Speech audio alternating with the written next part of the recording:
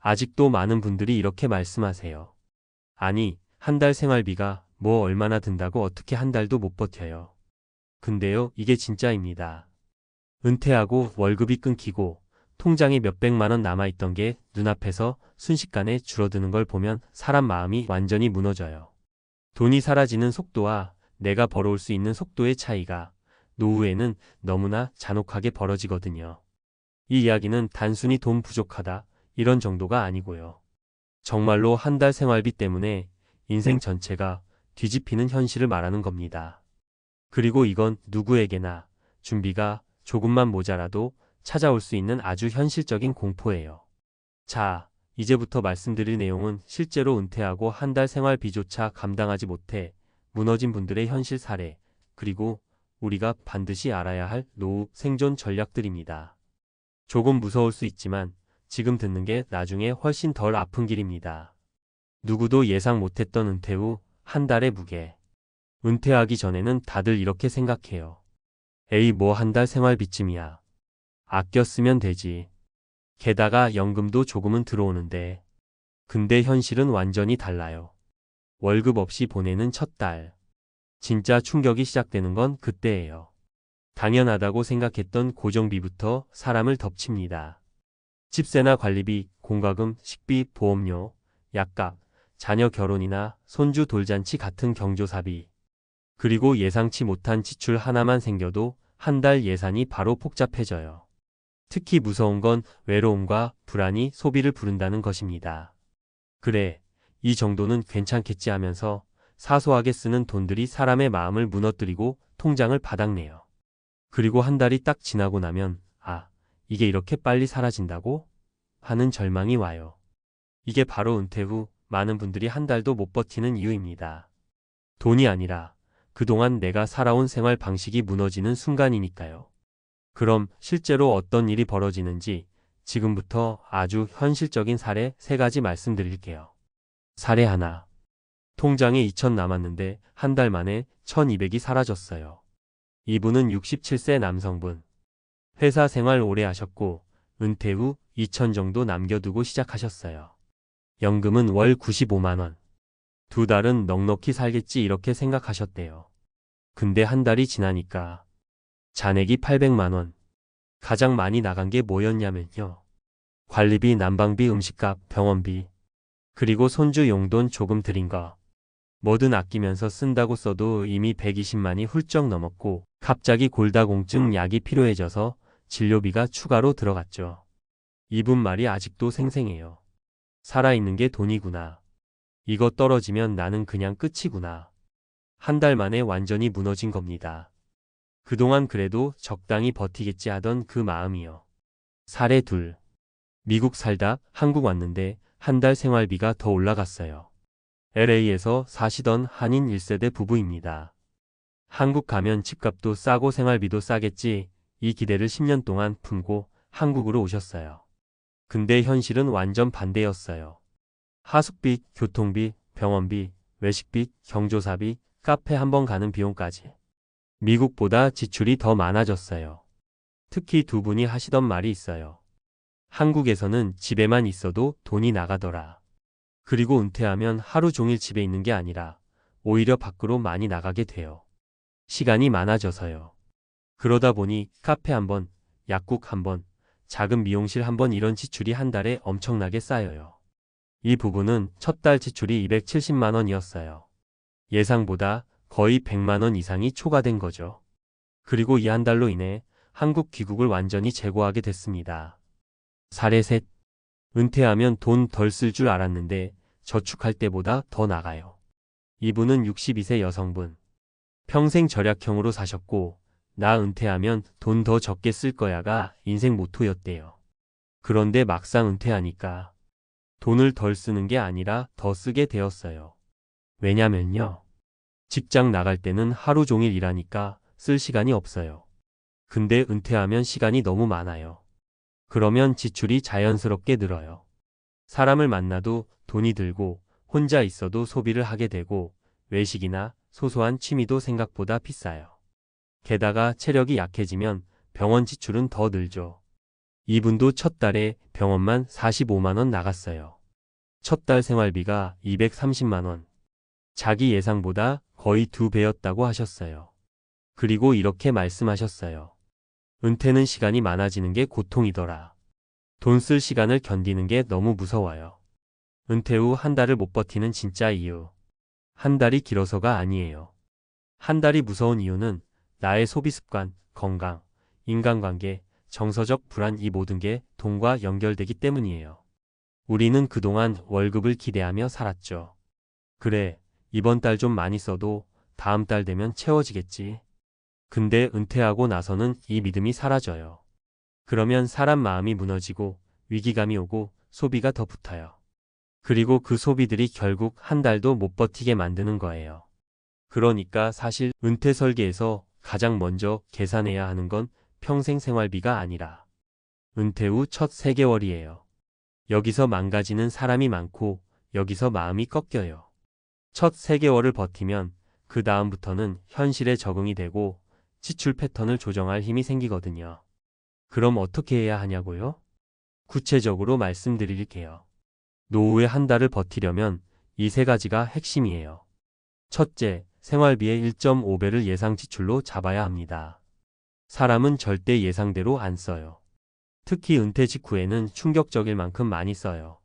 둘째, 고정비부터 줄여야 합니다. 한국에서 은퇴자들이 가장 많이 무너지는 게 고정비예요. 집비용, 보험, 통신비, 차 유지비. 이거 못 줄이면 한 달을 절대 못 버텨요. 셋째, 사회적 관계를 돈 안 드는 형태로 재편해야 합니다. 카페에서 만남, 공원 산책, 외식집에서 차 마시기. 이런 전환을 해놓지 않으면 정말로 지출이 감당이 안 됩니다. 그리고 마지막으로 은퇴 후 첫 달을 넘기면 사람이 살아나지만 첫 달을 넘기지 못하면 마음도 돈도 계획도 다 무너져요. 그래서 지금 이 글을 보시는 분들도 내가 은퇴하면 한 달을 버틸 수 있을까? 이걸 꼭 스스로에게 물어보셔야 해요. 은퇴는 시간이 많아지는 게 아니라 돈의 속도가 갑자기 빨라지는 순간이거든요. 지금 준비하시면 늦지 않습니다. 그리고 오늘 이 글이 앞으로의 노후를 지켜주는 작은 방패가 되었으면 좋겠습니다. 계속해서 이야기 이어가 볼게요. 방금까지는 은퇴 후 첫 달이 왜 그렇게 무섭고 왜 많은 분들이 그 한 달도 못 버티고 무너지는지에 대한 현실적인 측면을 말씀드렸다면 이제는 조금 더 우리가 어떻게 살아남아야 하는지에 대해 더 구체적으로 들어가 보려고 합니다. 사실 은퇴하고 난 뒤 무너지는 분들의 공통된 패턴이 있어요. 놀랍게도 돈이 없어서가 아니라 돈이 사라지는 방식을 미리 경험해보지 못했기 때문이에요. 다시 말하면 은퇴 후 돈이 어떻게 빠져나가는지를 머리가 아니라 몸으로 이해해야 하는 거죠. 그런데 대부분은 은퇴하기 전까지는 한 번도 월급 없이 한 달 살기를 해본 적이 없어요. 그래서 통장에 얼마가 있는지와 상관없이 소비 패턴이 그대로이고 마음의 불안이 소비를 밀어붙이고 주변 사람들의 시선 때문에 더 지출하고 결국 첫 달부터 계획이 깨져버립니다. 여기서 중요한 건 은퇴 후 첫 달부터 우리가 해야 하는 건 돈 줄이기가 아니라 생활 구조를 바꾸는 것이에요. 이 구조만 바꿔놓으면 생활비가 조금 부족해도 훨씬 안정적으로 버틸 수 있어요. 예를 들어볼게요. 아까 말씀드렸던 사례들처럼 하루 종일 시간이 많아지는 건 지출 증가와 직결돼요. 그래서 은퇴자들에게 가장 중요한 건 무료 루틴을 만드는 것입니다. 아침에 공원 걷기, 작은 스트레칭, 지역 도서관 들르기, 근처 마트 둘러보기 정도로 하루를 채우면 돈을 거의 쓰지 않고도 하루가 지나가요. 이걸 바꿨다고 해서 삶의 질이 떨어지는 게 아니에요. 오히려 규칙이 생기니까 마음이 안정되고 그 마음의 안정이 불안 소비를 막아줍니다. 두 번째로 굉장히 중요한 게 기대치를 낮추는 훈련이에요. 은퇴자들이 가장 많이 무너지는 지출이 뭔지 아세요? 자녀와 가족 관련 지출이에요. 손주 용돈, 경조사, 작은 선물. 이 정도는 괜찮겠지 하면서 쓰다 보면 한 달에 4,080만 원이 순식간에 나가요. 하지만 이건 결국 내 노후에서 빠져나가는 비용이고 아무도 그걸 대신 채워주지 않습니다. 그래서 은퇴 후 첫 3개월만큼은 정말로 모든 관계 소비를 리셋하는 게 필요해요. 조금 덜 주고, 조금 덜 가고, 조금 덜 쓰는 이 과정이 노후의 생존력을 만듭니다. 그리고 마지막으로 정말 강조하고 싶은 건 은퇴는 혼자 준비해야 하지만 혼자 살면 무너진다는 사실이에요. 돈 안 드는 공동체가 있는지, 같이 운동할 사람들이 있는지, 같은 동네에서 소소하게 커피 한 잔 대신 산책할 수 있는 사람이 있는지, 이런 관계들이 노후의 지출을 줄여주는 가장 강력한 힘이에요. 돈보다 사람 그 말 많이 하잖아요. 근데 노후에는 사람 때문에 돈이 줄어드는 게 아니라 사람 때문에 돈을 안 쓰게 되는 거예요. 이게 진짜 중요한 포인트입니다. 결국 은퇴 후 한 달을 버티는 힘은 돈이 아니라 구조, 관계, 루틴에서 나와요. 이 세 가지를 바꿔놓으면 생활비가 얼마나 있든 버틸 수 있는 삶이 됩니다. 그리고 그 삶이 만들어졌을 때 비로소 노후가 안정되기 시작해요. 지금 이 글을 읽고 계신다면 혹시라도 마음 한구석에 나도 그 한 달을 감당할 수 있을까 하는 불안이 있을 거예요. 그 불안이 드는 게 당연한 거고 그 불안이 지금부터의 준비를 만들어주는 원동력이 됩니다. 지금이라도 루틴을 바꾸고 소비 구조를 바꾸고 관계 방식을 바꾸면 충분히 살아남을 수 있어요. 노후는 준비된 사람에게는 안정이지만 준비되지 않은 사람에게는 공포예요. 하지만 지금 이 순간 준비하기 시작했다면 당신의 노후는 충분히 다시 안정 쪽으로 움직일 수 있습니다. 여러분, 딱 한 번만 상상해 보세요. 아침에 눈 비비고 일어나서 통장을 열었는데 거기 있어야 할 숫자들이 사라져 있는 겁니다. 에이 설마 싶은데 다시 봐도 똑같아요. 아무리 새로 고침을 눌러봐도 그 자리는 공백처럼 텅 비어 있어요. 바로 이 장면이 중소기업에서 오래 버티고 버티다 퇴직한 한 사람의 퇴직 1년 차 현실이었습니다. 여러분도 아시잖아요. 퇴사할 때는 누구나 생각합니다. 그래도 1년은 버틸 돈이 있지 않을까. 퇴직금이 있는데 뭐 이렇게까지 힘들겠어. 좀 쉬고 방향 정하면 되겠지. 근데 진짜 공포는요, 1년이 지나기 전에 찾아옵니다. 그동안 우리가 정상이라고 알고 살았던 수많은 고정 지출들, 그게 어떤 속도로 우리의 계좌를 파먹는지 퇴직하고 나서야 비로소 눈에 보이기 시작해요. 이건 누가 겪어보지 않으면 절대 모릅니다. 중소기업 퇴직자분들의 현실이 왜 이렇게 잔혹한지, 그리고 1년 만에 계좌 잔고가 바닥을 향해 곤두박질 치는 이유가 무엇인지 오늘 아주 솔직하게 말씀드릴게요. 이걸 듣고 나면 은퇴 준비라는 게 왜 지금부터 해야 하는 건지, 왜 다들 말리는데도 불구하고 섣부른 퇴사가 노후를 절단내는지 아마 몸으로 느껴지실 겁니다. 퇴직 첫 달은 그래도 괜찮습니다.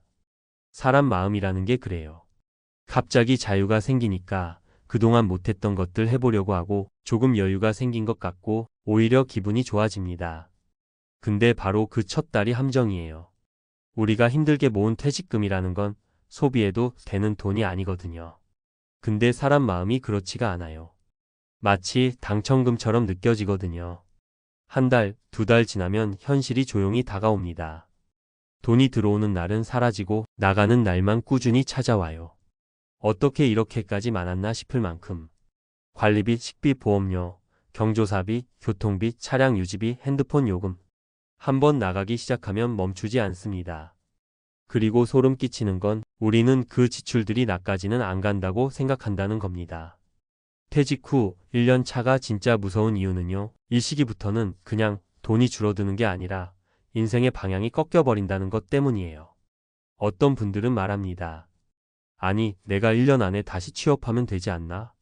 근데 이 말은 현실을 모르는 겁니다. 중소기업 출신이 쉰 이후 다시 취업하는 건 거의 기적에 가까워요. 기회 자체가 없습니다. 연봉도 줄고 일도 힘들어지고 건강도 버티지 못하고요.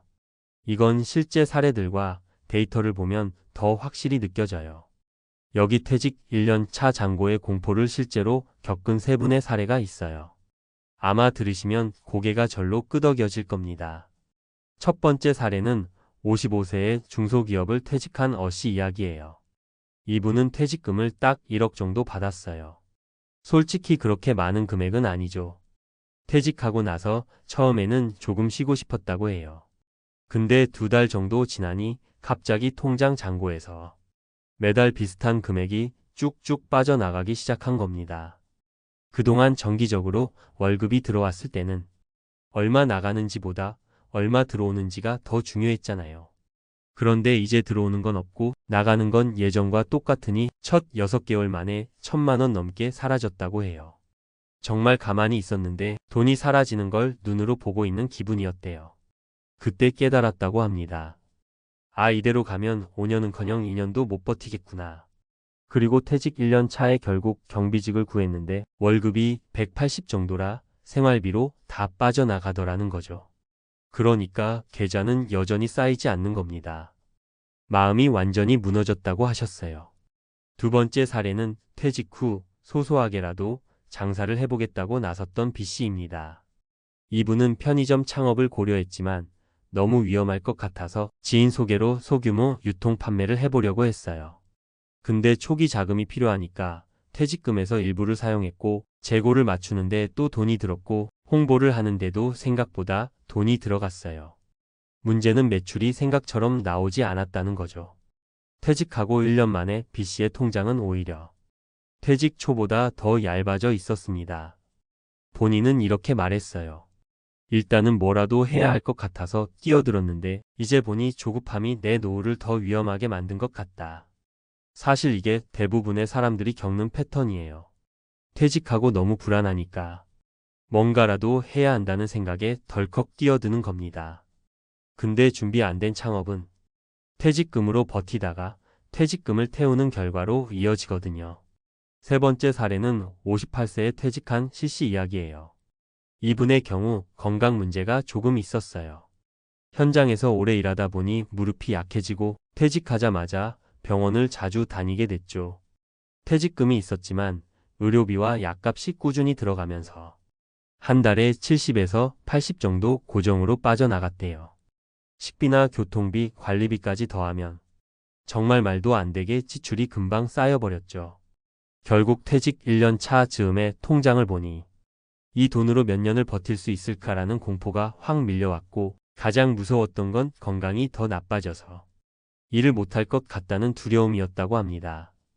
이게 현실입니다. 퇴직과 동시에 건강비 지출이 늘어나는 분들이 정말 많아요. 근데 중소기업 출신은 대부분 의료비 지원도 거의 없죠.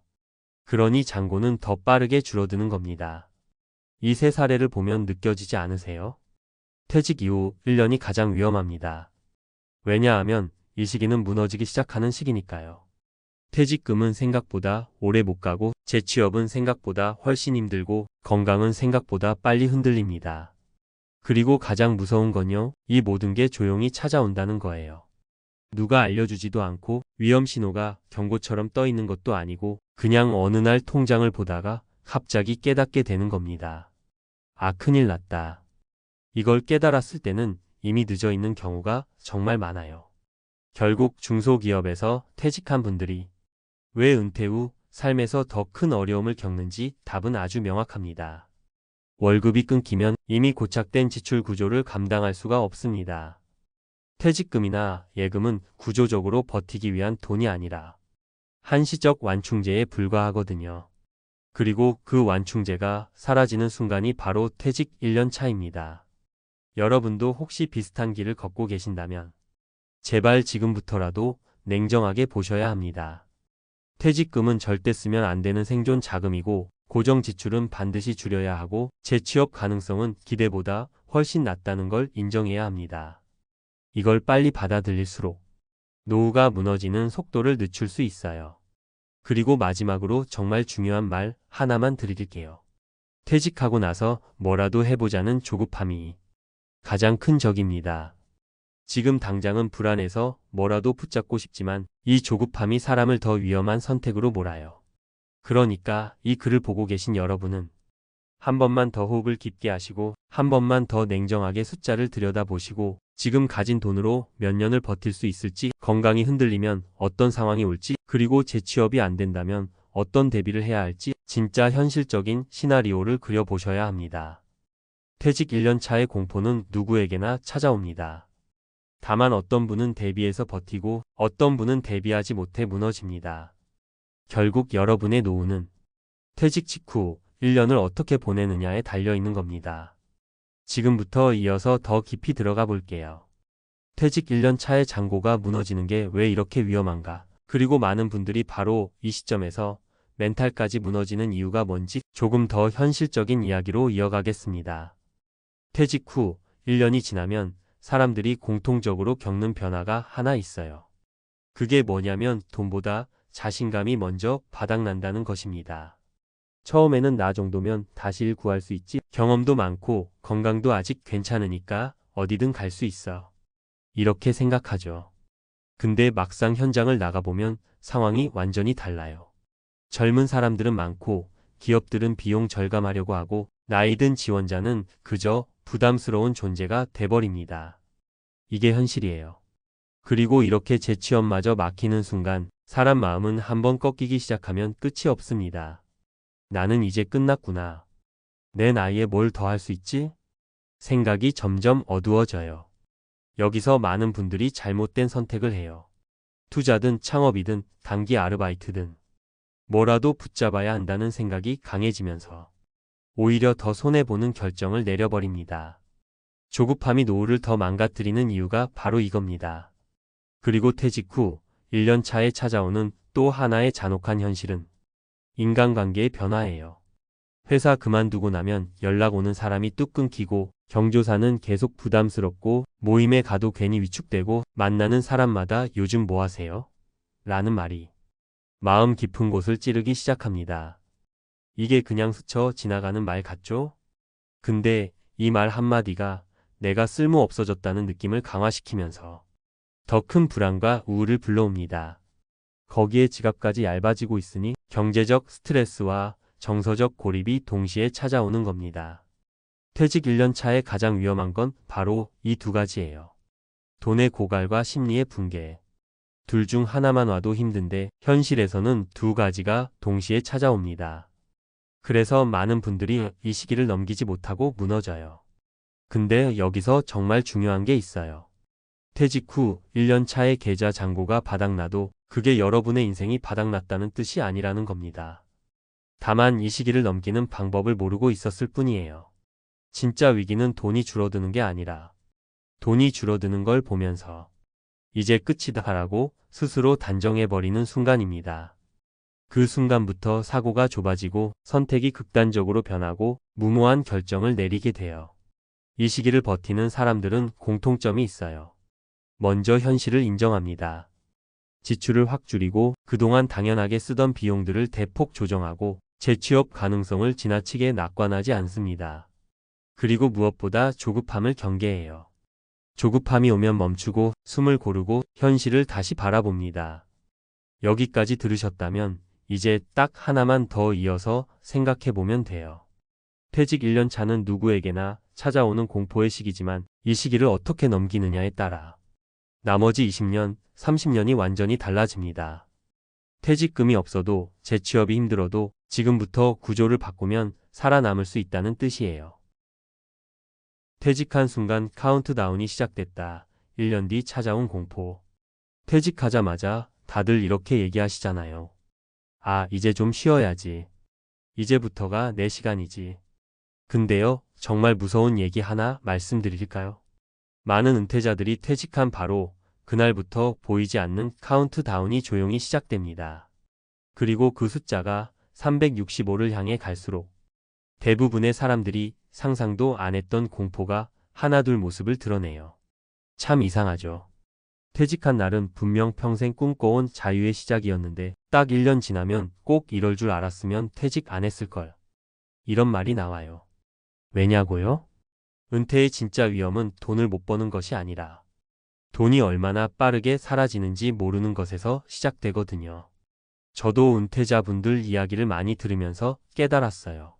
사람들은 은퇴 후 첫 해에 벌어지는 이 공포를 몰라서가 아니라 설마 나는 아니겠지라고 생각하는 그 순간 모든 게 무너지기 시작한다는 걸요.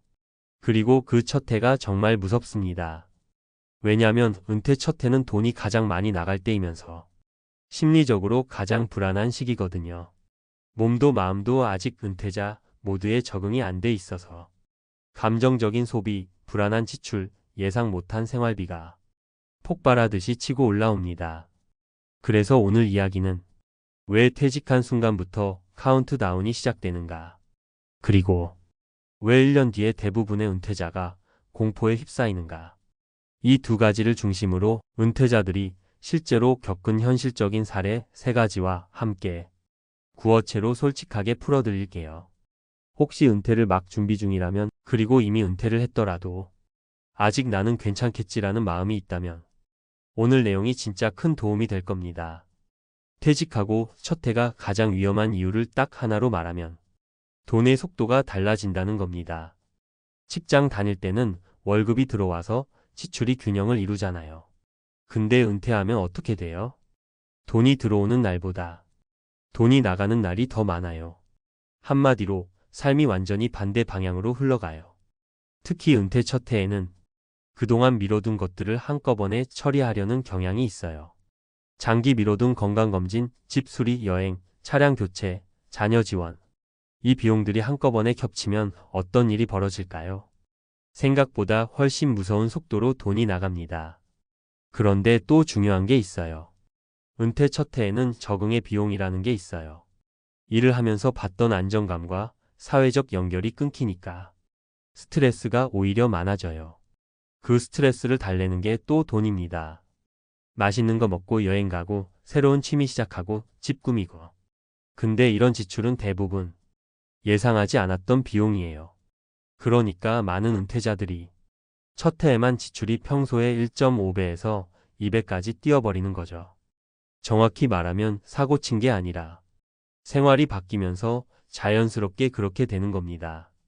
근데 진짜 공포는 그 다음에 찾아와요. 통장을 보면서 처음 드는 생각. 벌써 이렇게 줄었어? 그 다음 달. 이 정도 속도면 10년 못 버티겠는데. 그리고 1년 딱 지나면 큰일 났다. 앞으로 어떻게 살지? 이제 실제 사례 세 가지로 보여드릴게요. 아마 들으시면 이게 남의 얘기가 아니구나 느껴지실 거예요. 첫 번째 사례는 62세에 퇴직한 남성분 이야기예요. 퇴직할 때 4억 정도를 가지고 있었어요. 월 생활비는 250만 원 정도면 충분하다고 생각했고요. 근데 은퇴 첫 해의 생활비가 얼마가 나갔을까요? 무려 4,300만 원이에요. 이유는 단순합니다. 그동안 미뤄둔 치과 치료 800만 원, 노후한 집 도배장판 비용 600만 원, 차량 수리비 300만 원, 게다가 아내분과 둘이서 은퇴 기념 여행이라고 동남아 2주 다녀오면서 500만 원. 여기까지는 괜찮아요. 근데 그분이 진짜 충격을 받은 건 이런 큰 돈이 아니었어요. 그분이 저한테 이렇게 말했어요. 퇴직하고 나니까 하루가 너무 길더라고요. 그러다 보니 그냥 커피 마시고 밥 사 먹고 기분 전환한다고 쇼핑하고. 그게 한 달에 3,040만 원씩 더 나가더라고요. 문제는 그게 12개월 쌓이면 36만 480만 원이란 거예요. 단순히 여유롭게 쓴 돈이라고 생각했는데 1년 뒤 통장 잔액을 보고 그제야 깨닫습니다. 아, 이 속도로는 못 버티겠구나. 두 번째 사례는 58세 여성분 이야기예요. 이분은 은퇴하면 건강 챙겨야지 하는 마음이 강했어요. 그래서 요가 등록, 필라테스 등록, 수영 등록, 운동비만 한 달에 40만 원. 거기까진 괜찮아요. 근데 문제는 건강 염려증이 왔다는 거예요. 출근을 안 하니까 몸의 작은 변화에 예민해집니다. 그래서 검사를 자주 받기 시작해요. CT, MRI 각종 피검사. 1년 동안 건강검진에 쓴 돈만 250만 원이 넘었어요. 거기에 영양제, 병원비, 교통비까지 합치면 1년 동안 건강 관련 지출만 500만 원이 넘었어요. 퇴직 전에 예상한 지출보다 2배는 더 나간 거죠. 이분이 가장 크게 한 말이 이거예요. 일할 때는 아프면 참고 지나갔는데 퇴직하고 나니까 자꾸 걱정돼서 병원을 찾게 되더라고요. 그 비용이 진짜 무서워요. 세 번째 사례는 정말 많은 분들이 공감하실 거예요. 65세 부부 이야기인데 퇴직 후 바로 여행 다니고 즐기자라는 계획이 있었어요. 그래서 제주도 한 달 살기 국내 여행, 해외여행. 1년 동안 여행만 1,000만 원 가까이 썼어요. 근데 문제는 여행비가 아니라 그 후유증이에요. 놀다 보면 평상시에 신경 쓰던 비용 관리가 느슨해집니다. 외식이 늘고 커피값 늘고 기념품 사게 되고 운동도 귀찮아져서 건강이 안 좋아져 병원비 올라가고. 그러면 어떻게 될까요? 여행 후유증으로 실제 생활비가 더 늘어나요. 결국 이 부부는 1년 동안 예상보다 1,800만 원 이상 더 지출했고, 그제야 심각성을 깨달았어요. 아, 우리가 지금까지 너무 가볍게 살았구나. 이대로면 10년 안에 돈이 바닥나겠다. 여기서 중요한 건 은퇴자들이 다 돈을 펑펑 써서 이렇게 된 게 아니에요. 정말 무서운 건 이 세 가지 사례 모두 아주 평범하고 자연스러운 지출이었다는 겁니다.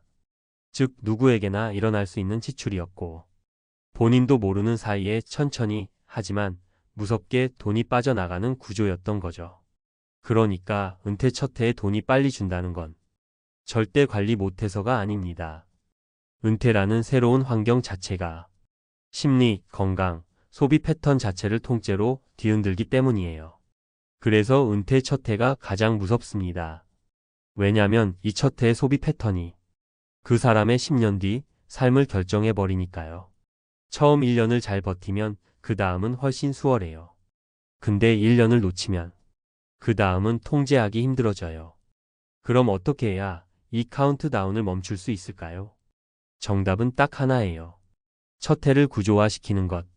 즉, 은퇴 첫 해에는 지출을 무조건 구조화해야 돼요.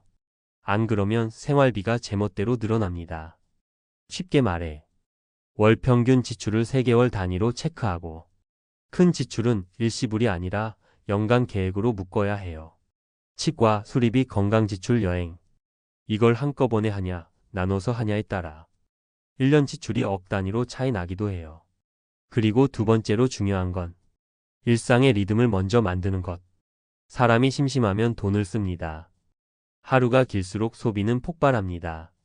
루틴이 잡혀 있어야 돈이 덜 나가요. 운동, 산책, 독서, 봉사, 취미. 이런 건 돈이 아니라 시간을 채우는 거예요. 하루를 잘 채운 사람은 지출도 줄어들고 심리도 안정돼요. 마지막으로 하나만 더요. 은퇴는 은퇴가 아니다. 재설계다. 은퇴 첫 해는 재설계의 시간이에요. 이때 불안하고 흔들리는 게 당연해요. 그걸 인정하고 조금씩 조절하면서 새로운 리듬을 만드는 게 핵심이에요. 퇴직한 순간부터 카운트다운은 분명 시작됩니다. 근데 무서워할 필요는 없어요. 왜냐면 카운트다운은 멈출 수도 있고 심지어 반대로 돌릴 수도 있으니까요. 다만 그 시작점인 은퇴 첫 해만큼은 절대 가볍게 넘기시면 안 됩니다. 은퇴 첫 해의 카운트다운을 멈추는 방법을 이야기 드렸는데요. 사실 많은 분들이 여기서 또 한 번 막히세요.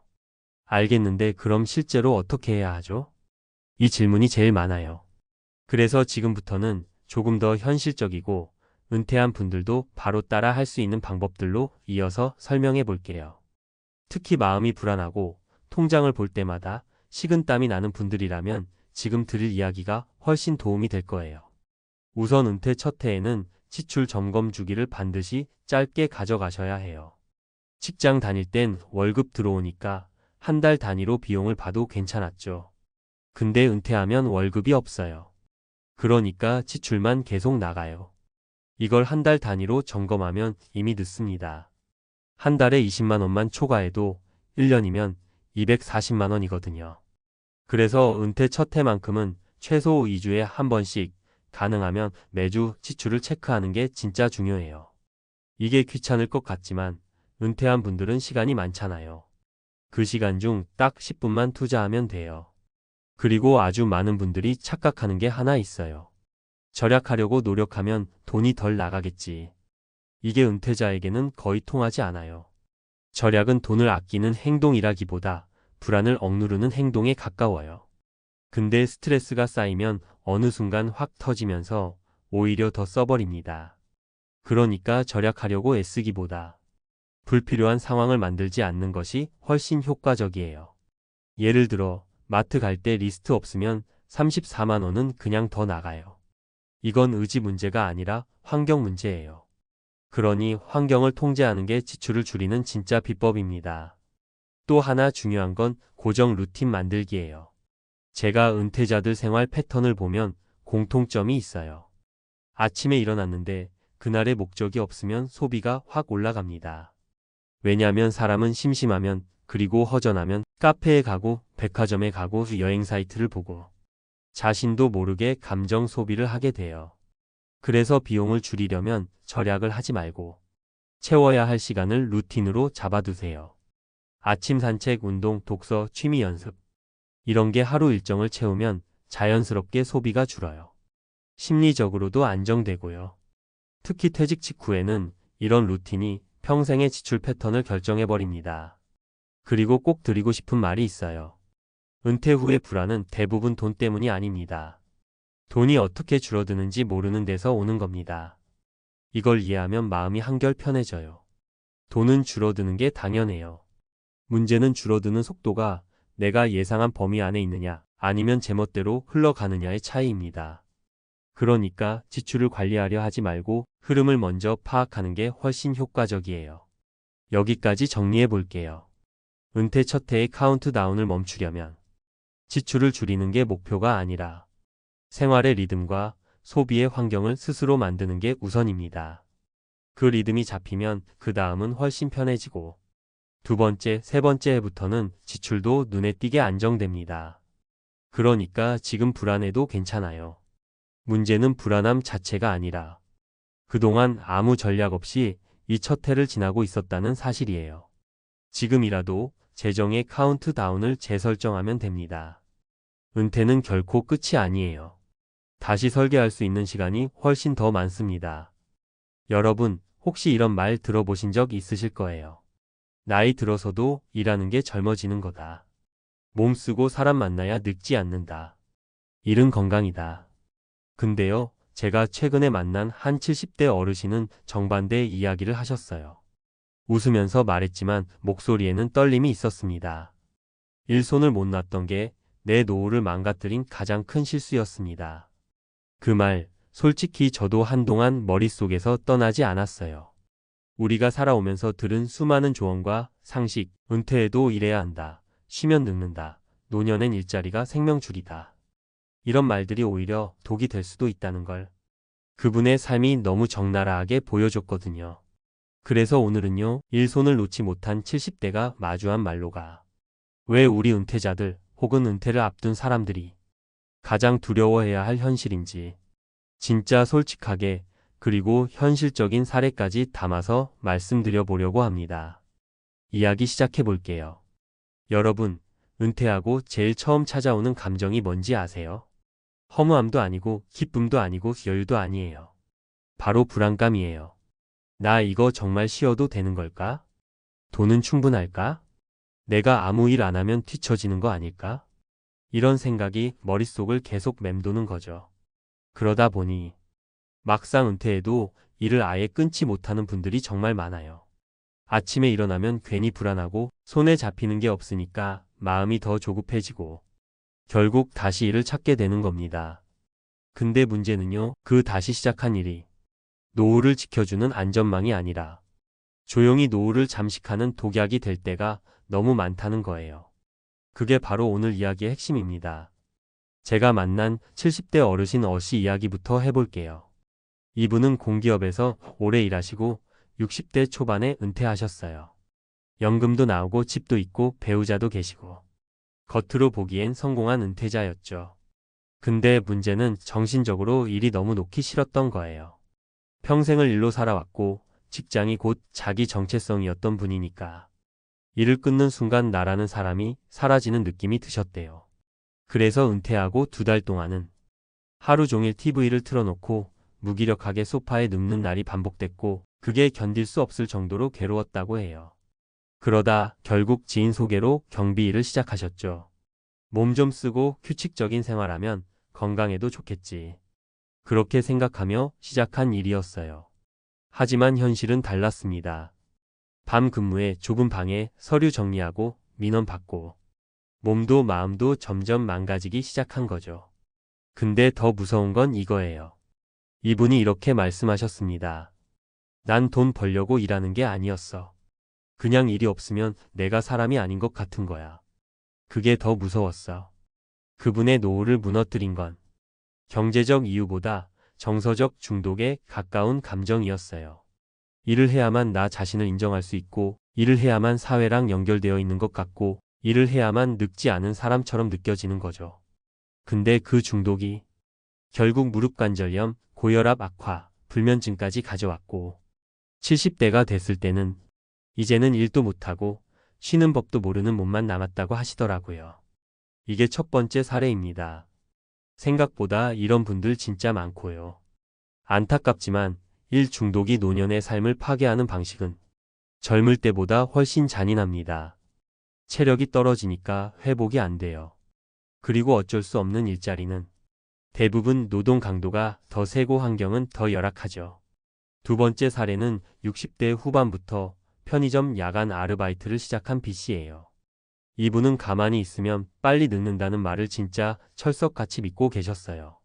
그래서 은퇴하자마자 일자리를 찾았고, 콜센터부터 배달, 서빙까지 40대보다 더 바쁜 60대를 보내셨어요. 문제는 돈이 아니라 리듬이에요. 밤샘 근무가 몇 년 반복되니까 수면 주기가 완전히 무너지고 당뇨와 고혈압이 갑자기 찾아왔고 그걸로 병원비가 더 많이 나갔습니다. 그리고 B씨가 한 말이 정말 무서웠어요. 일을 안 하면 불안하고 일을 하면 몸이 무너지고 근데 일 안 하면 더 불안하니까 다시 일하게 되고 이게 지옥인가 싶었어. 이게 노년 노동의 가장 큰 함정이에요. 일을 선택해서 하는 게 아니라 불안 때문에 중독처럼 계속 하게 되는 것. 몸을 망가뜨리고 삶을 잠식하고 건강을 희생하면서도 끊을 수가 없는 거죠. 세 번째 사례는 70대 중반 여성 C씨예요. 남편이 먼저 은퇴하셨다가 건강이 악화돼서 두 분이 함께 경제적으로도 정신적으로도 힘들어진 상황이었어요. 문제는 남편분이 일을 너무 오래 붙들고 계셨다는 거예요. 퇴직 후 체력이 허락하는 한 계속 일하셨어요. 배달, 경비, 주차 관리. 근데 체력은 이미 현저히 떨어진 상태였고 스트레스, 피로, 수면 부족이 겹치면서 건강이 완전히 무너졌습니다. 그런데 부인은 이렇게 말씀하셨어요. 일 그만두고 좀 쉬었다면 지금까지 같이 지낼 수 있었을지도 몰라요. 일 때문에 건강을 잃었고 건강 잃으니까 삶도 같이 무너졌어요. 이 이야기는 들을 때마다 마음이 아파요. 일을 멈추지 못한 대가를 가족 전체가 치러야 했던 사례니까요. 노년의 노동이 단순히 힘들다 수준을 넘어 관계, 시간, 건강 모든 걸 무너뜨릴 수 있다는 현실을 보여준 거죠. 여러분, 여기서 질문 하나 드릴게요. 우리는 왜 이렇게 쉬는 걸 두려워하게 된 걸까요? 어릴 때부터 귀에 못이 박히도록 들었던 말 때문이에요. 일하지 않으면 굶는다. 일하는 사람만 존중받는다. 놀면 죄 짓는 거다. 쉬면 빨리 망가진다. 근데 지금은 100세 시대예요. 평균 수명이 83세, 남자는 80대 초반, 여자는 80대 중후반. 이 말은 무슨 뜻이냐? 일보다 휴식이 더 중요한 시대가 왔다는 뜻이에요. 근데 그걸 모른 채 젊을 때처럼 계속 달리면 결국 노후는 빠르게 무너집니다. 그리고 이걸 가장 먼저 깨닫는 사람들이 바로 70대예요. 몸이 못 버티니까요. 근데 더 슬픈 건 그때가 되면 이미 손 쓸 시간이 많지 않다는 거예요. 여기서 가장 중요한 메시지 드릴게요. 은퇴 후에 해야 할 일은 또 다른 일이 아니라 쉼을 배우는 일입니다. 쉼을 배우지 못한 사람들이 노후에 가장 크게 흔들립니다. 몸이 무너지고, 마음이 병들고, 삶이 불안해지고, 관계가 갈라지고, 돈도 새어나가요. 쉼을 못 배운 사람은 일을 끊지 못합니다. 그리고 일이 사라진 순간 정체성, 의미, 일상, 건강이 한꺼번에 무너져 버려요. 그걸 70대 분들이 가장 잘 알고 있고 그래서 이렇게 말하는 겁니다. 일손 놓지 못한 게 가장 후회됩니다. 여러분 노후는요. 열심히 사느라 놓쳤던 쉼을 되찾는 시간이 돼야 해요. 조금 늦게 자도 되고 조금 느리게 움직여도 되고 조금 덜 벌어도 돼요. 그게 오히려 오래 삽니다. 오히려 건강합니다. 오히려 삶이 단단해집니다. 은퇴자에게 가장 위험한 건 가난보다, 고립보다, 병보다 사실은 쉼을 두려워하는 마음이에요. 그 마음을 내려놓는 순간 노후의 절반은 이미 성공한 겁니다. 그리고 나머지 절반은 몸을 아끼고 돈을 지키고 관계를 단단하게 만들고 삶의 속도를 조금 낮추는 데서 시작합니다. 70대가 말한 건 사실 단순해요. 좀 쉴걸. 이 한마디에 수십 년의 후회가 담겨 있습니다. 여러분만큼은 그 후회를 되풀이하지 않으셨으면 좋겠어요. 그래서 저는 요즘 이런 생각을 많이 해요. 노후라는 게 거창하게 준비해야 하는 무슨 프로젝트가 아니라 평생 미뤄왔던 쉬는 법을 천천히 몸에 다시 익히는 과정이 아닐까 하고요. 근데 쉬는 법이 생각보다 정말 어려워요. 우리는 너무 오래 일하며 살아왔잖아요. 일하는 게 당연하고, 일을 해야 가치 있고, 일을 해야 인정받고. 이런 믿음이 몸에 박혀 있으니까 막상 손을 놓으려고 하면 죄책감부터 올라옵니다. 그런데요, 70대 분들은 이렇게 말하세요. 미리 안 쉬면 나중엔 아예 쉴 수 없어진다. 이 말이 진짜 무섭습니다. 몸이 망가지고 나서 쉬는 건 쉬는 게 아니라 그냥 버티는 거거든요. 어르신들 얘기를 들어보면 은퇴 직후 3년이 노후의 절반을 결정한다고 하더라고요.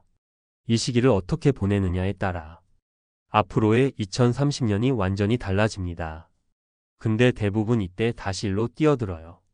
자존감 때문에, 불안 때문에, 혹은 주변 시선 때문에. 그렇게 다시 일하고 몸이 무너지고 그때 가서 후회하는 거죠. 왜 그때 좀 쉬지 않았을까? 이건 단순히 일이 힘들어서가 아니에요. 노년의 체력은 회복이 안 되는 체력이에요.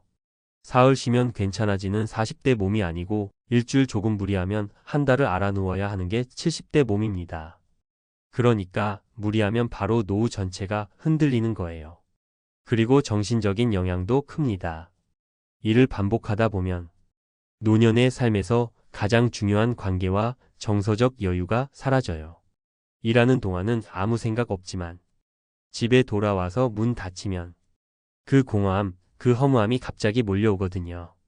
이걸 버티지 못해서 일을 다시 잡는 분들도 많아요. 근데 그게 계속 악순환이 됩니다. 1피로 무기력 불안 또 1 더 피로. 이 루프가 끊이지 않아요.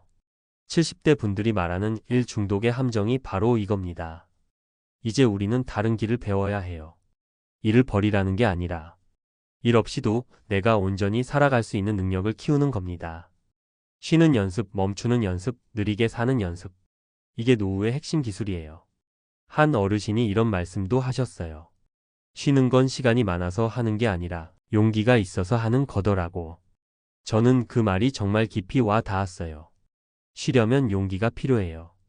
다들 바쁘게 사는데 나만 멈추는 것 같아 불안하고 나만 뒤처지는 것 같아 초조하고 아무것도 생산하지 않는 내가 쓸모없는 사람처럼 느껴질 때도 있죠. 근데요, 그걸 견디는 사람이 노후를 지키는 사람이에요. 여러분이 은퇴를 앞두고 있든 이미 은퇴하셨든 혹은 지금 쉬는 중이든 꼭 기억하셨으면 하는 말이 있어요. 몸이 버티는 동안 무리하며 사는 건 노후를 빼앗는 가장 빠른 지름길입니다. 이제는 쉼을 사치가 아니라 생존 기술로 바꿔야 할 때예요. 그리고 그 기술을 남들보다 먼저 익힌 사람이 노후를 덜 두려워하고 더 단단하게 살아갑니다. 여러분, 혹시 이런 말 들어보신 적 있으세요? 공무원 연금이면 노후는 끝난 거지 뭐. 월 300 받으면 걱정할 게 뭐가 있어? 사실 저도 예전에는 그렇게 생각했어요. 근데 오늘 여러분과 나눌 이야기는 그 믿음이 얼마나 위험한 착각인지 아주 냉정하게 보여주는 내용입니다. 이 얘기는 어느 한 공무원분의 개인사가 아니라 지금 은퇴를 앞두고 있거나 이미 은퇴한 분들이 정말 많이 겪고 있는 현실입니다. 특히 난 공무원 연금 있으니까 괜찮겠지라고 마음 편하게 계신 분들이라면 꼭 끝까지 들으셔야 합니다. 오늘의 주인공은 30년 넘게 공직 생활을 하신 분이에요. 평생 성실하게 일했고 국민을 위해 헌신했고 퇴직할 때 다들 노후는 걱정 끝났다라고 축하해줬던 분이죠. 본인도 그렇게 믿었어요. 매달 꼬박꼬박 들어오는 연금, 그 금액만 보면 누가 봐도 안정적인 노후였으니까요. 근데 은퇴 2달 만에 그 믿음이 산산조각 납니다. 이분의 표현 그대로예요. 연금이 들어오는 날보다 빠져나가는 날이 더 무서워졌습니다. 문제는 지출이 아니었습니다. 문제는 내가 예상했던 노후와 실제 노후의 격차가 너무 컸다는 거였어요. 이분이 은퇴 직후 처음으로 멘탈이 무너진 순간은 우편함에 꽂혀 있던 어떤 고지서 한 장이었습니다. 바로 건강보험료. 직장 다닐 땐 신경도 안 쓰던 그 부담이 은퇴하자마자 2배, 3배가 되어 눈앞에 나타난 거예요. 본인은 이렇게 생각했대요. 나는 소득이라고 해봐야 연금뿐인데 왜 이렇게 많이 나오지? 근데 돌아온 대답은 너무 냉정했습니다. 은퇴하면 소득만 보는 게 아니죠. 재산까지 같이 본다는 걸 그때 처음 깨닫게 된 겁니다. 평생 애지중지 모아 산 집이 그 순간부터는 매달 내 연금을 갉아먹는 지출의 근원이 되는 거죠. 이게 끝이 아니에요. 재산세, 자동차세, 소득세, 관리비, 통신비, 경조사, 자식 지원, 손주 선물. 도대체 어디서부터 어디까지가 필수고 어디까지가 선택인지 구분이 안 되기 시작합니다. 그분이 했던 말이 아직도 기억나요.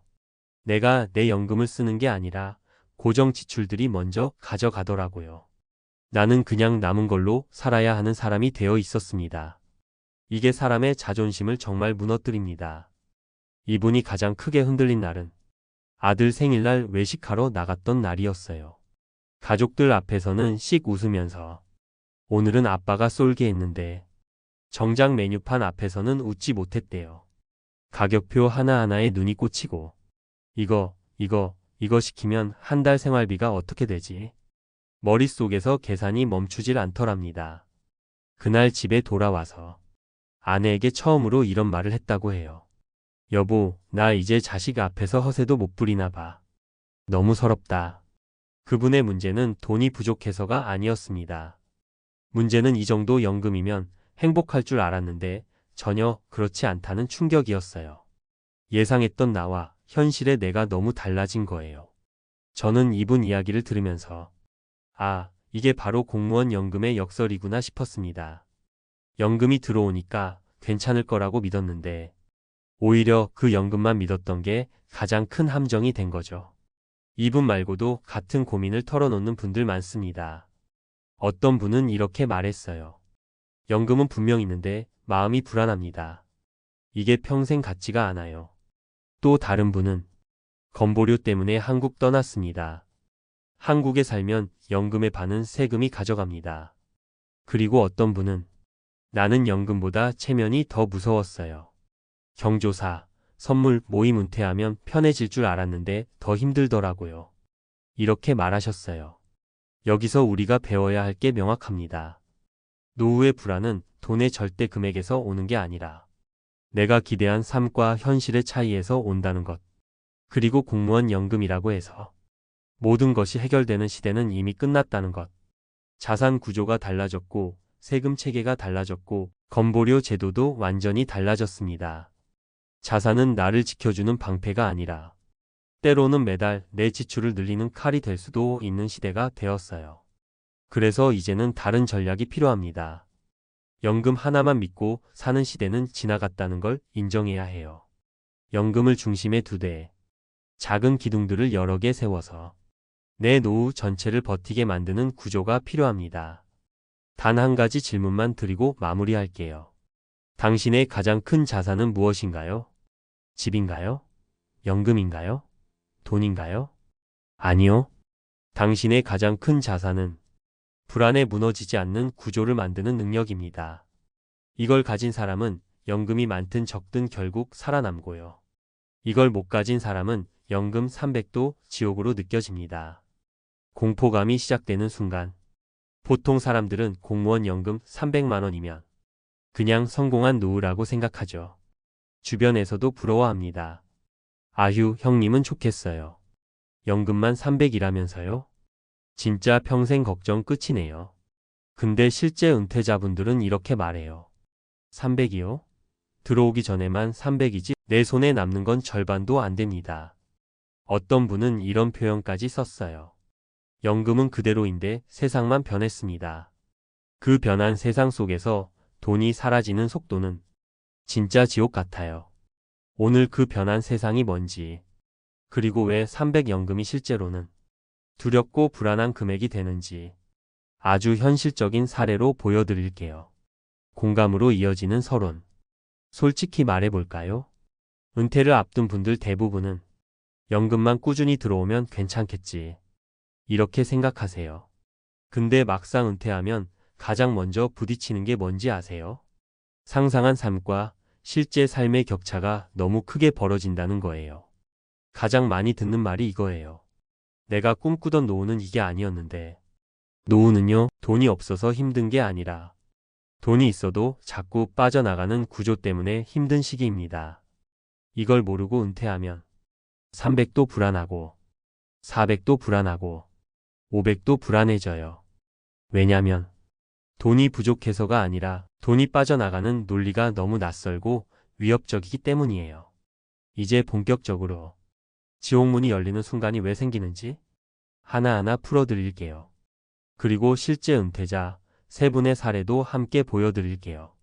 본격적인 정보성 에세이 외에 300연금도 지옥이 되는가? 첫 번째, 고통. 은퇴와 동시에 폭발하는 보험료. 연금만 있는 줄 알았죠? 근데 은퇴한 순간 보험료 체계가 완전히 달라집니다. 직장에 있을 땐 월급의 일부만 떼어가던 건보료가 은퇴하자마자 이렇게 바뀌어요. 소득 재산 보험료. 그리고 이게 얼마나 무서운 계산식이냐면요. 여러분이 평생 애지중지 모아 산 그 아파트 한 채가 은퇴한 순간 지출의 어마어마한 원인이 됩니다. 내 집이 내 노후를 지켜줄 줄 알았는데 매달 건보료가 내 연금을 잠식합니다. 이런 말 실제로 정말 많이 나옵니다. 두 번째, 고통연금 300은 내가 쓰는 돈이 아니라 떠나는 돈. 은퇴자들 가장 많이 하는 말이 이거예요. 연금은 들어오면 바로 나가요. 쓸 돈이 남질 않아요. 왜냐하면 은퇴 후 나가는 지출은 이전과 완전히 다르기 때문이에요. 재산세, 자동차세, 관리비, 통신비, 기름값, 경조사비, 부모님 용돈, 자녀 지원비, 손주 용돈, 치료비, 약값, 이런 것들이요. 직장 다닐 때는 이런 고정 지출을 월급의 틈에서 자연스럽게 감당했는데 연금 300 체계에서는 그냥 직격탄이 됩니다. 세 번째, 고통. 내가 이 정도밖에 안 되는 사람인가? 연금보다 더 무서운 게 뭔지 아세요? 정체성이 무너지는 느낌. 이분들 대부분 30년 넘게 나라 위에 일했고 자부심 가득한 삶을 살았던 분들입니다. 근데 은퇴하고 나면 내가 가족 앞에서 체면을 유지할 수 있을까? 이 생각이 가장 먼저 들어요. 가장으로서의 자신감이 무너지고 통장 잔고를 보는 순간 자존감이 흔들리기 시작합니다. 300이 적은 돈이 아니잖아요? 근데 이상하게도 300인데도 불안하다. 이 감정이 찾아옵니다. 이건 돈 문제가 아니라 정체성 문제예요. 실제 사례 3가지. 이제 가장 현실적인 사례 3가지를 보여드릴게요. 모두 실제 상담에서 들었던 내용이고 공무원 은퇴자분들 사이에서 공통적으로 나오는 경험입니다. 사례 하나. 연금이 300인데요. 건보료랑 세금이랑 이거저거 나가니까 제가 쓸 수 있는 돈은 100 정도예요. 그러니까 하루 10,000원도 마음 편하게 못 쓰겠어요.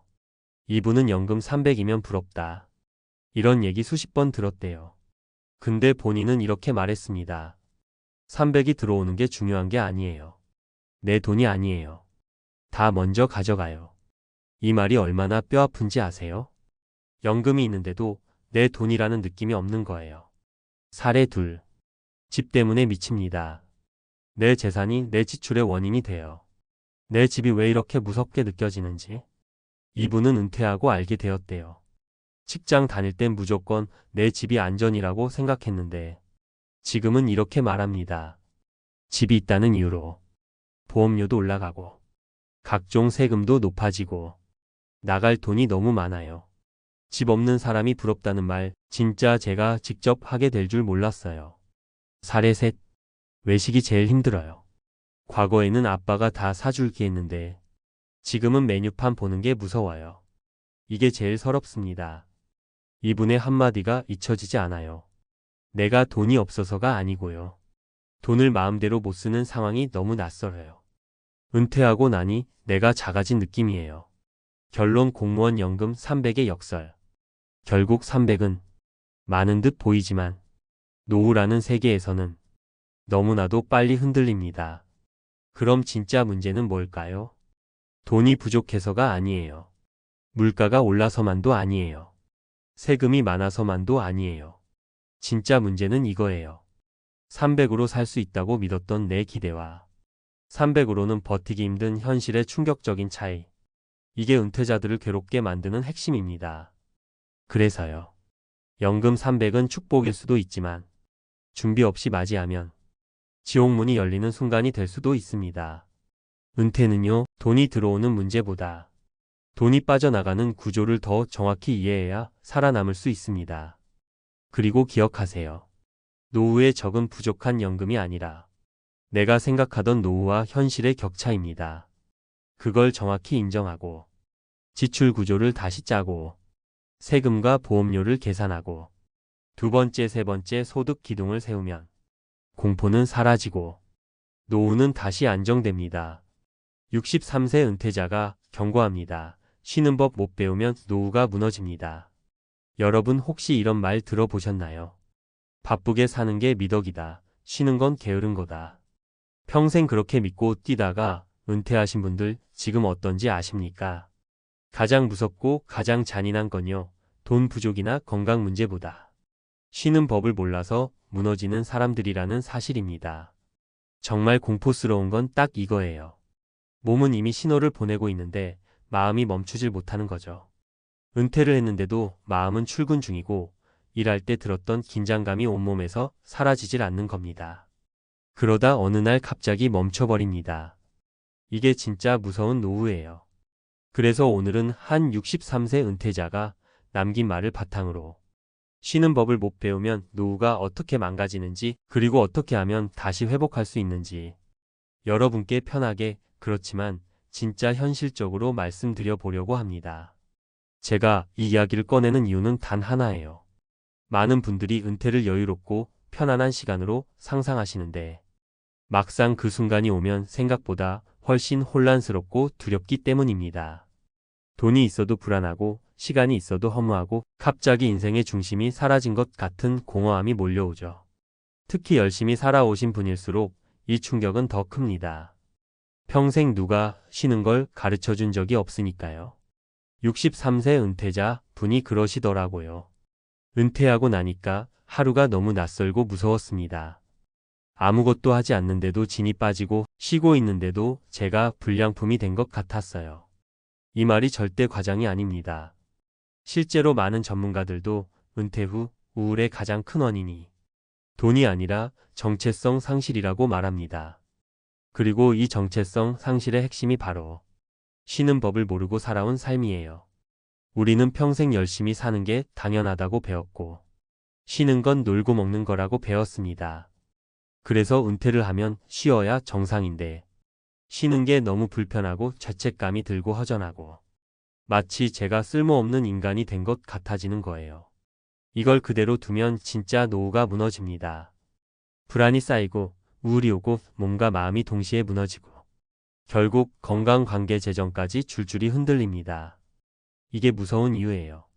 쉬지 못하면 마음이 고장나고 마음이 고장나면 삶이 무너집니다.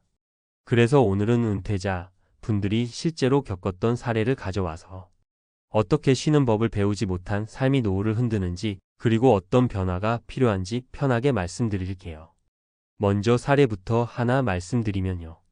어떤 62세 분이 은퇴하시고 3개월 동안 잠을 제대로 못 주무셨대요. 아무 일도 없는데도 새벽마다 벌떡 깨지고 심장이 벌렁벌렁하고 마치 지각할 것 같은 느낌이 계속 드는 거죠. 그분이 하신 말이 아직도 잊히지 않아요. 머리는 은퇴했고 몸은 은퇴했는데 마음은 아직 퇴근을 못했더라고요. 이게 바로 쉬는 법을 모르는 삶이 은퇴 후에 만드는 공포예요. 그리고 두 번째로 자주 듣는 이야기가 있어요. 하루가 너무 길어요. 젊을 때는 시간이 없어서 힘들었는데 은퇴하고 나면 시간 때문에 고통을 받습니다. 해야 할 일이 없으니까 시간이 흘러가는 게 불안한 거예요. 아무것도 해야 할 이유가 없고 나를 기다리는 일이 없으니 마치 내가 세상에서 사라진 느낌이 드는 거죠. 이렇게 되면 사람들은 일에 돌아가고 싶어 하고 그게 안 되면 우울 불면증 증불안이 몰려옵니다. 세 번째는 관계 단절입니다. 평생 일하면서 사람들 속에서 지내셨던 분들은 갑자기 혼자가 되면 그 공허감을 감당하기 어려워해요. 그래서 괜히 배우자에게 화내고 조금만 일상이 흐트러져도 예민해지고 자신이 사소해진 것 같아 불안해하는 거죠. 나는 이제 누구랑도 연결돼 있지 않다. 이런 감정이 생기는 순간 노후는 무너집니다. 이게 바로 쉬는 법을 모르는 사람들이 겪는 노후의 진짜 모습이에요. 하지만 여기서 중요한 포인트가 하나 있어요. 사람은 원래 쉬는 법을 배우면 다시 회복됩니다. 그리고 이 회복은 생각보다 훨씬 빨라요. 63세 은퇴자분도 그러셨어요. 쉬는 걸 배우니까 인생이 달라지더라고요. 내가 사는 게 아니라 나를 살리는 걸 알게 됐습니다. 이 말이 정말 깊습니다. 쉬는 건 사치가 아니라 회복이고 생존이에요. 우리가 은퇴하고 나서 해야 할 가장 중요한 건 돈을 불리는 것도 계획을 세우는 것도 여행을 가거나 취미를 찾는 것도 아니라 평생 달려온 몸과 마음을 멈추고 쉬는 연습을 하는 것입니다. 이 연습이 왜 필요하냐면요. 첫째로 마음이 안정되기 시작합니다. 평생 쌓아왔던 긴장감이 하나씩 풀리고 몸이 비로소 괜찮다, 이제 쉬어도 된다라고 말하기 시작해요. 이게 안정이 찾아오는 첫 단계예요. 둘째로 생각이 맑아집니다. 바쁠 때는 생각할 겨를이 없어서 평생 중요한 걸 놓치고 산 경우가 많아요. 근데 쉬기 시작하면 오히려 집중력이 좋아지고 마음속에 묻혀있던 감정이 정리됩니다. 그리고 마지막으로 가장 중요한 변화. 쉬는 법을 배우면 자기 자신을 다시 알게 됩니다. 내가 어떤 사람인지, 내가 진짜 좋아하는 게 뭔지, 내가 앞으로 남은 20년을 어떻게 살고 싶은지 이제야 비로소 보이기 시작해요. 돈보다 중요한 게 바로 이 능력입니다. 그러면 지금부터 현실 사례 3가지를 말씀드릴게요. 첫 번째 사례는 63세 회사원 출신 은퇴자 분 이야기예요. 정말 바쁜 삶을 살았고 퇴근도 제대로 못하고 평생 회사가 인생의 중심이었던 분이었는데 은퇴하고 나니까 멘붕이 오더래요.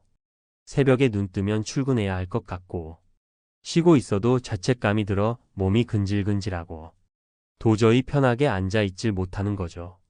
그분은 결국 상담을 받으면서 가장 먼저 배운 게 쉬는 법이었습니다. 처음엔 너무 어색해서 10분도 못 앉아 있었는데 한 달 지나니까 하루를 천천히 보내는 게 익숙해졌고 2달 지나니까 삶이 훨씬 편안해졌대요. 그분이 마지막에 하신 말이 이거예요. 쉬는 게 이렇게 어려울 줄 몰랐어요. 근데 쉬고 나니까 인생이 제자리로 돌아오더라고요. 두 번째 사례는 60대 중반 부부 이야기예요. 남편분은 회사에서 고위직까지 갔고 늘 바쁘고 책임감 강하고 성과 중심으로 살았던 분인데 은퇴하고 나서 갑자기 무너졌대요. 하루 종일 TV만 틀어놓고 멍하니 있고 잠도 잘 못 자고 아무것도 아닌 일에 화가 나고 부부 사이가 엄청 힘들어졌다고 해요. 근데 알고 보니 이분도 쉬는 법을 모르는 거였어요. 쉬면 불안하고 멈추면 죄책감이 들고 내가 쓸모없는 사람 된 것처럼 느껴지는 거죠. 이 부부는 결국 작은 산책부터 시작해서 함께 점심을 챙겨 먹는 루틴을 만들면서 삶이 서서히 안정됐다고 합니다. 천천히 사는 게 처음엔 무서웠는데 이제는 오히려 이게 저희의 삶을 지켜주는 힘이 됐어요. 세 번째 사례는 미국에서 은퇴 후 한국으로 돌아오신 분 이야기예요. 미국에서 일할 땐 매일 긴장 상태였고 한국 와서도 그 긴장감을 내려놓질 못해서 퇴직한 지 1년 내내 불안 증세가 계속됐대요. 그러다 병원에서 과로성 불안 증후군이라는 진단을 받고 충격을 받았죠.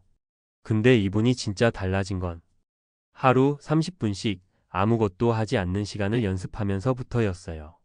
그 시간이 처음엔 고문 같았는데 몇 주 지나자 몸도 편안해지고 머릿속도 맑아지고 나중엔 그 시간이 하루 중 가장 소중한 시간이 되었다고 합니다. 쉬는 게 사치가 아니라 약이더라고요. 이 말이 딱 핵심입니다. 여러분, 쉬는 법을 모르면 노후는 진짜 무너집니다. 하지만 쉬는 법을 알면 노후는 반대로 단단해집니다. 돈이 없어도 편안해지고, 시간이 많아도 불안하지 않고, 나이 들어도 혼자가 되지 않습니다. 이게 바로 63세 은퇴자가 남긴 경고의 뜻이에요. 노후가 무너지는 이유는 부족함이 아니라 평생 쉬지 못한 인생의 후유증입니다. 그리고 노후가 다시 살아나는 이유도 단순합니다. 쉬는 법을 배우는 순간부터 인생이 다시 시작되기 때문입니다. 여러분, 혹시 이런 말 들어보신 적 있으세요? 퇴직하고 10년 지나면 표정이 달라진다. 처음엔 저도 그냥 농담인 줄 알았어요.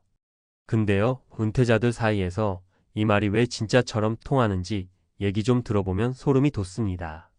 퇴직한 첫 몇 년은 괜찮아요.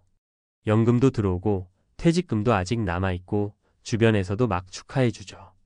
이제 좀 쉬어라, 여유롭게 살아라. 이런 말 들으면 왠지 마음이 편안해지잖아요.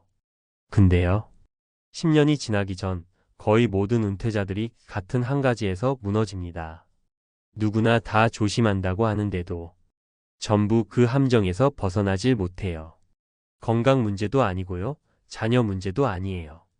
은퇴한 사람들끼리 모여서 실제로 제일 많이 하는 말이 뭔지 아세요? 결국엔 생활비가 다 잡아먹더라. 내가 이렇게 많이 쓴 줄 몰랐다. 줄였다고 생각했는데 돈이 새고 있었다. 맞아요. 노후 파괴의 범위는 대부분이 지나칠 만큼 사소해 보이는 바로 고정생활비입니다. 놀랍게도 노후 파산의 절반 이상이 이 고정비 폭탄에서 시작돼요.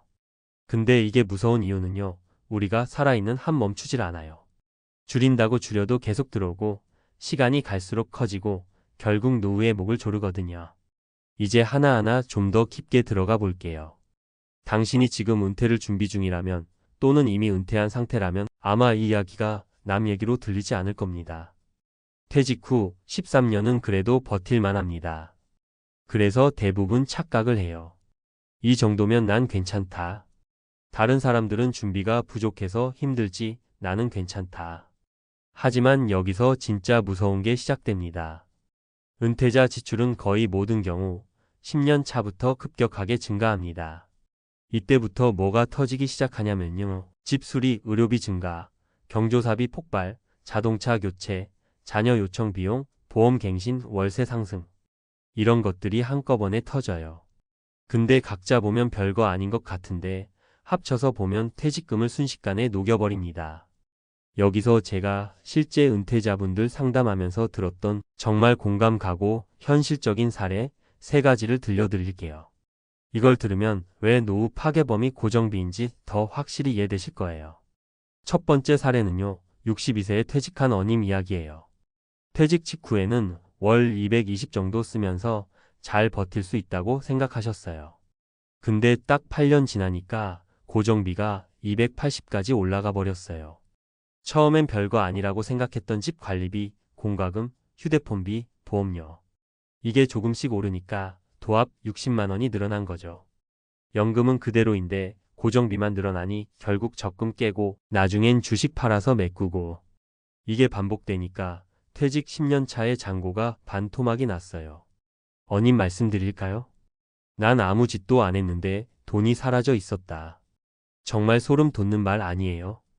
두 번째 사례는 58세에 조기 퇴직한 비님입니다. 이분은 난 소비를 줄일 줄 안다라는 자부심이 강했어요. 근데 예상 못한 덫이 있었어요. 바로 자동차. 은퇴 후엔 멀리 다닐 일도 없고 차를 바꿀 일도 없을 줄 알았대요. 근데 9년 차에 차량이 고장이 나서 수리비가 300만 원이 들었어요. 그래서 그냥 2만 불짜리 중고차로 바꿨죠. 그런데 그걸로 끝이 아니죠. 보험료가 올랐고 유지비가 늘었고 기름값이 들었고 차는 비용이 줄어드는 게 아니라 시간이 갈수록 올라요. 결국 비님은 자동차 때문에 적금이 다 깨졌고 은퇴 후 가장 무서운 건 갑작스러운 지출이 아니라 반드시 오는 지출이다 라고 했어요. 진짜 핵심을 너무 정확하게 찌른 말이에요.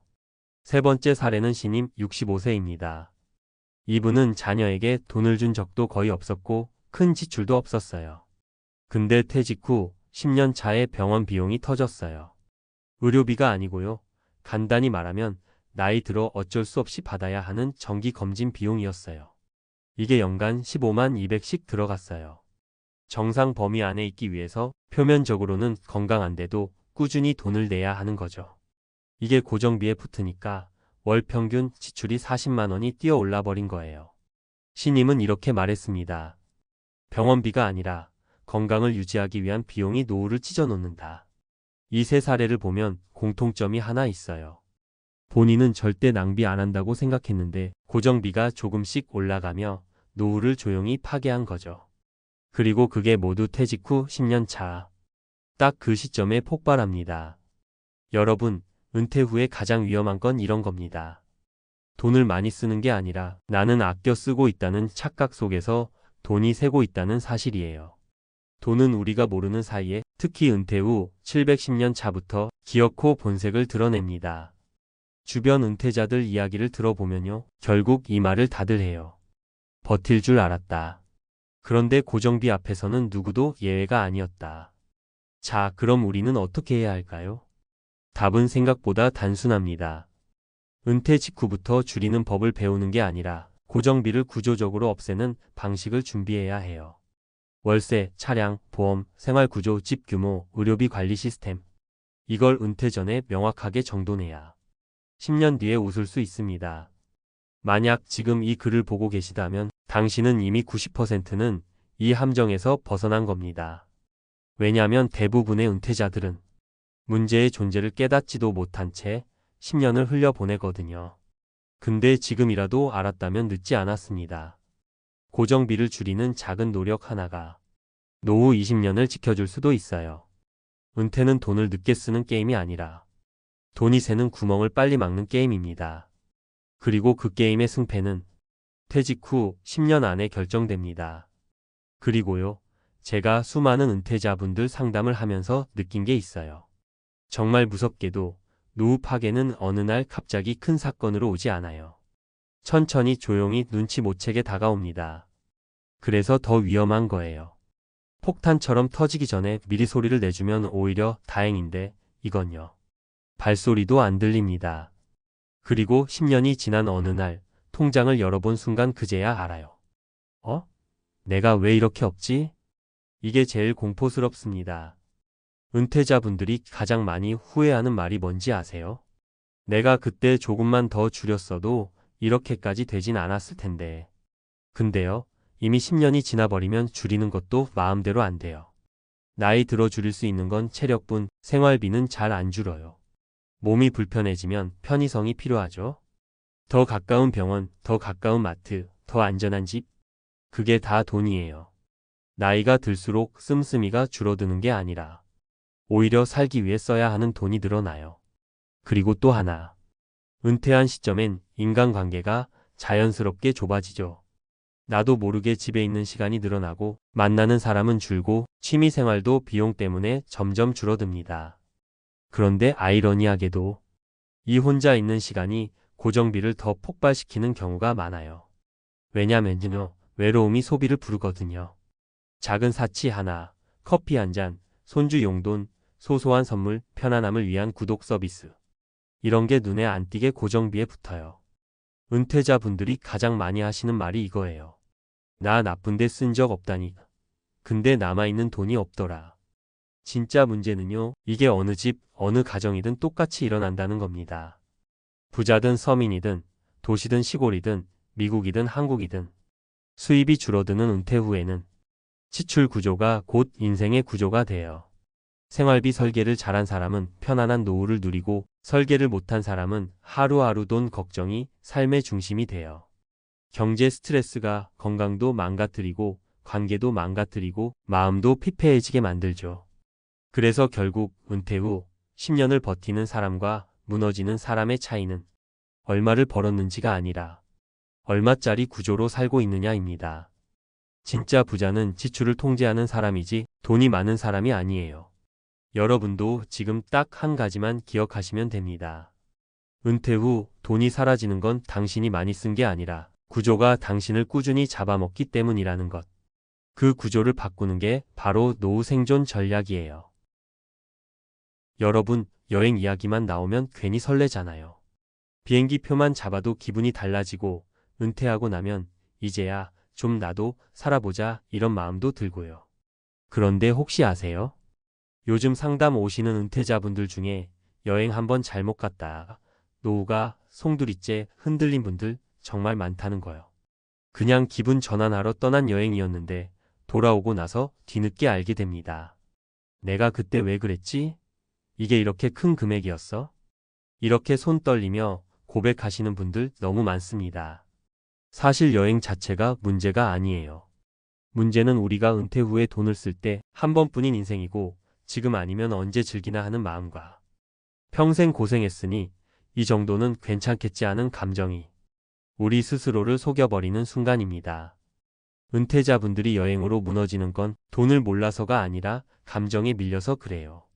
그래서 오늘은 조금 무섭게 들리더라도 여행 한번 잘못 갔다가 노후 전체가 무너질 수 있는 이유. 이걸 아주 현실적으로 말씀드리려고 합니다. 그리고 실제 사례 3가지를 통해 어디에서 흔들리고 어떻게 대비해야 하는지 구체적으로 이야기해 볼게요.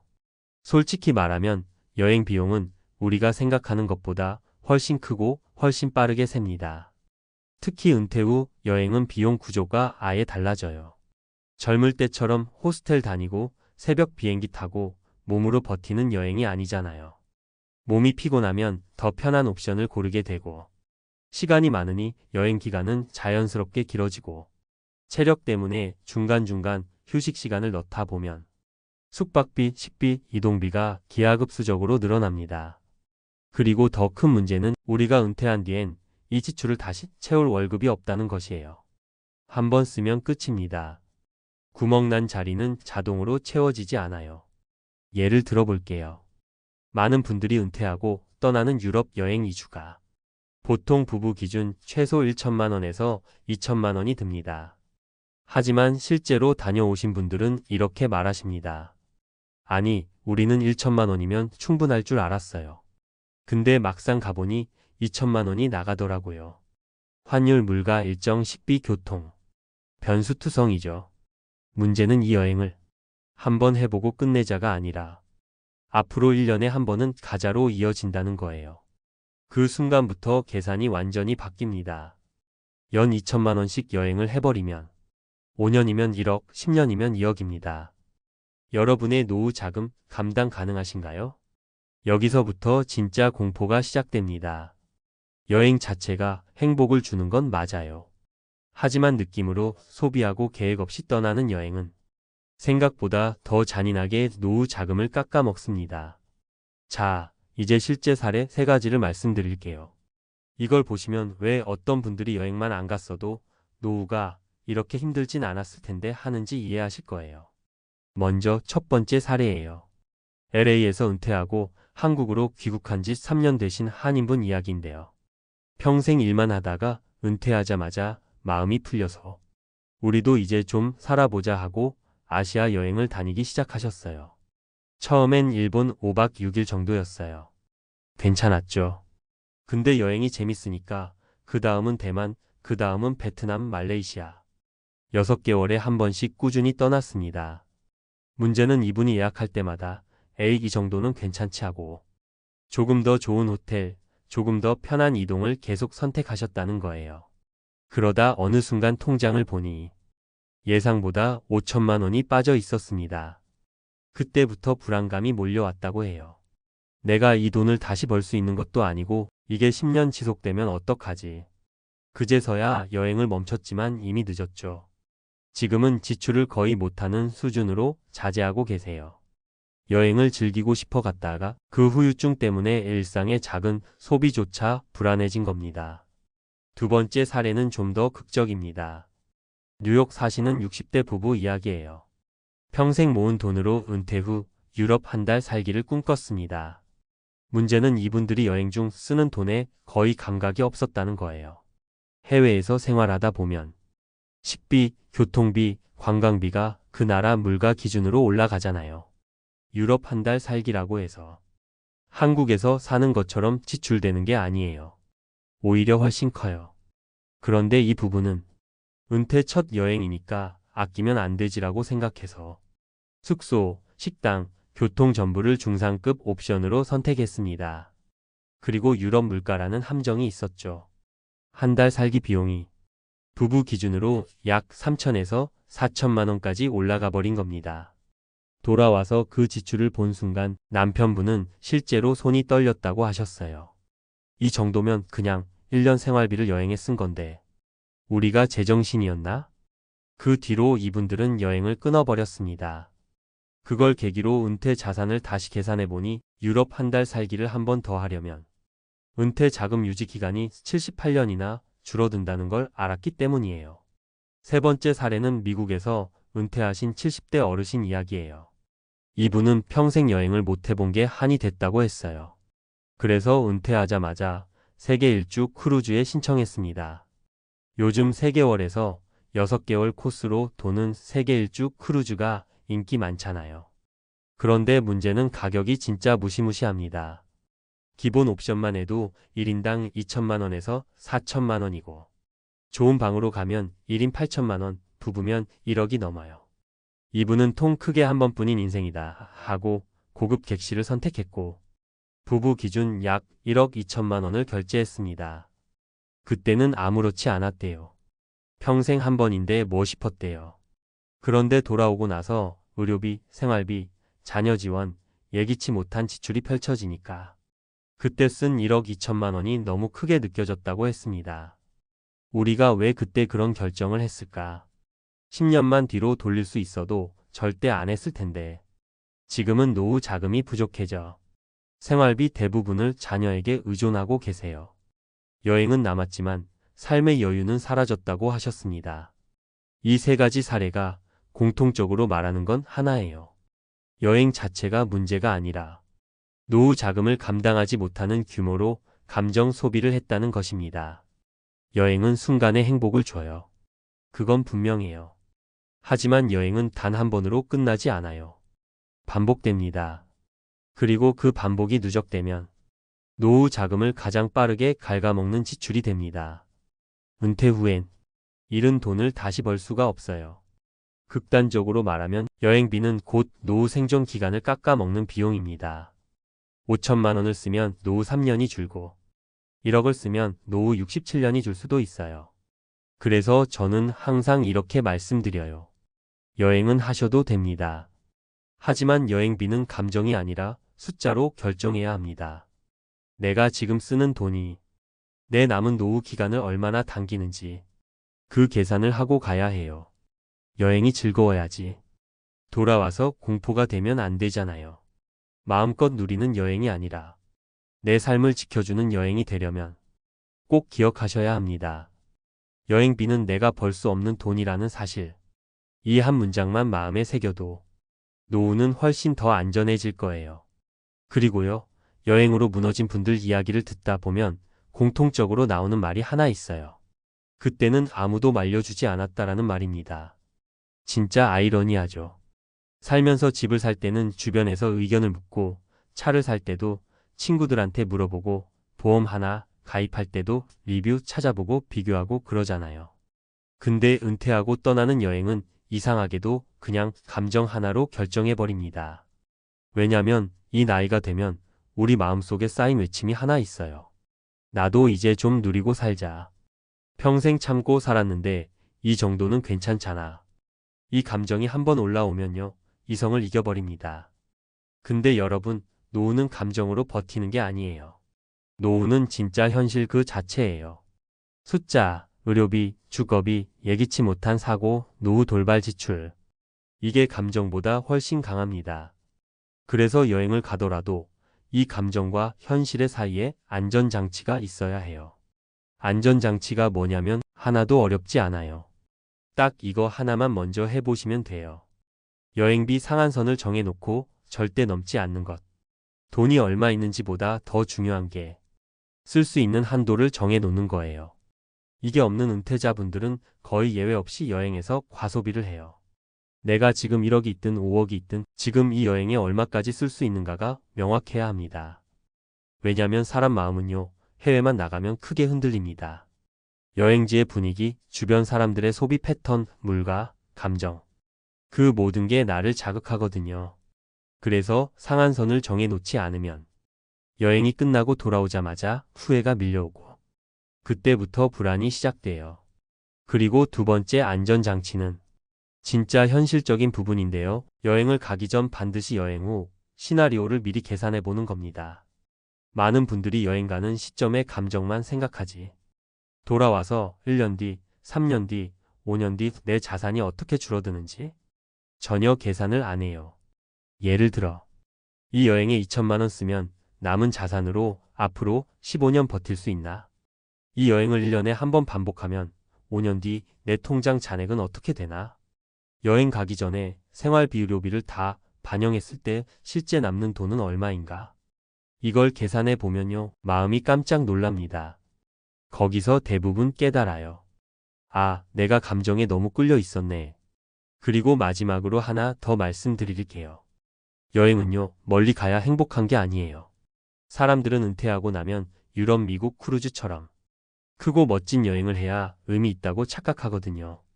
근데 정작 노후에 돈이 무너진 분들은 하나같이 이렇게 말해요. 가까운 데만 다녔어도 내 노후가 이렇게 불안해지진 않았을 텐데. 여행의 가치는 거리에 있지 않아요. 여행의 가치는 경험에 있고 경험의 가치는 내가 지킬 수 있는 삶을 해치지 않는 데 있습니다. 그러니까 너무 멀리 가지 않아도 돼요.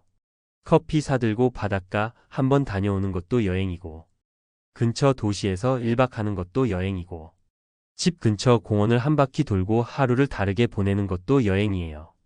여러분의 노후를 지키면서 하는 여행, 그 여행이 진짜 여행다운 여행이고 돌아와서 후회 아닌 미소가 남는 여행입니다.